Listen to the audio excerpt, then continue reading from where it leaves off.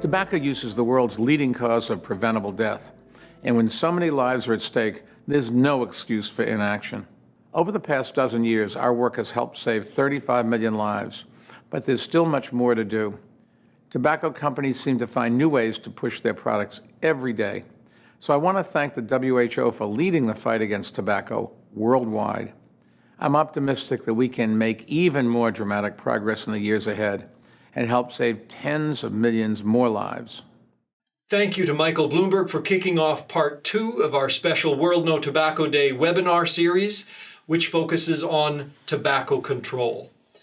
We're joined by several health experts from around the world who will help us to understand what are the things that protect populations from the harms of tobacco use, and just as importantly, how do we deter people from picking up tobacco in the first place?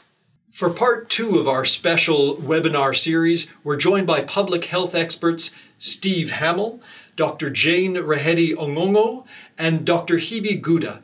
And they're going to help us understand what role policy and advocacy play in reducing the global burden of disease caused by tobacco. So for our first question, Steve Hamill, if everyone knows that tobacco is so harmful to our health, why is there still so much work to do? Well, it's incredible. More than 50 years after the U.S. Surgeon General's report in 1964 first linked tobacco use to cancer, 20% of smokers still don't recognize that risk. And when you look at the other risks connected with long-term tobacco use, there's even less knowledge. So awareness really isn't enough. We think governments need to take action now, using mass media campaigns, using graphic health warnings to ensure that smokers and non-smokers know about the harms, not just the lung health harms, but the long-term other harms of smoking and of tobacco use, and that they put quitting and policy action on today's agenda. Really good point. Thank you for that. Dr. Hebe Gouda, can you tell us what is the World Health Organization doing to push countries to take more action? WHO has been working to curb tobacco use since the 1970s. And a real game changer came in 2003 when the WHO member states negotiated a treaty known as the Framework Convention on Tobacco Control. Since 2008, we've been monitoring demand reduction policies in countries to see how countries are doing in implementing these policies. So all of these measures are highly effective and cost-effective, especially taxation. Not only does it help to reduce tobacco use in populations, but it also provides a revenue for governments, which can then be reinvested into national health services. Thank you. This is really interesting. Dr. Hebe Gouda, if we know that raising taxes is the most effective way, can you tell us how many countries currently have taxes at the recommended level? Unfortunately, only 10%. And if it's such a win-win, why aren't we seeing more progress?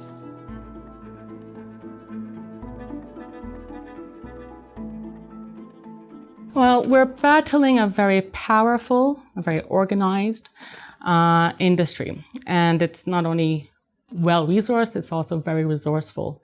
They apply a number of strategies to block public health measures. They intimidate through litigation. They have taken countries to court to block tobacco control implementation, in fact. Okay. While the tobacco lobby may be strong, Dr. Ong'ang'o, what recommendations would you make to governments to effectively protect people's health from the effects of secondhand smoke? The only way we could also make sure that this is avoided, secondhand smoke, is countries to enforce the law of smoke-free in public places, to enforce it in the sense that it's implemented. As much as these laws are there, enforcement is the main issue. So we've seen that enforcement is a key issue, particularly for vulnerable populations like women and children when it comes to secondhand smoke. Steve Hamill, in light of these challenges and in your work with Vital Strategies, what role have you seen women play in advocating for change to local laws and policies? Thanks. Well, I'm happy to report that we're seeing women step into critical leadership roles, both globally and in a number of countries. And we've been privileged to support a number of women leaders in this area. And this includes both public health professionals, advocates, and victims.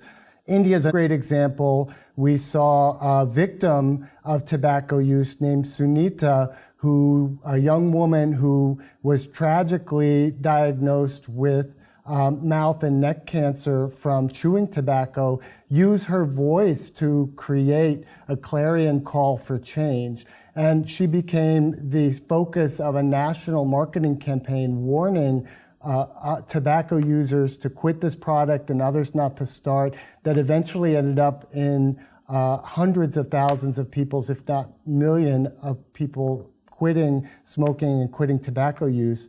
And this is important not just because of the burden, but because women are the next big target market for the tobacco industry. We need women in leadership roles. We need to support women stepping into leadership roles if we're to win the battle against big tobacco. Well, we can see that it's going to take an impressive effort to meet these challenges, but we feel that it's an achievable goal. I'd like to thank you for watching today and thank our panelists for the benefit of their perspectives and experience.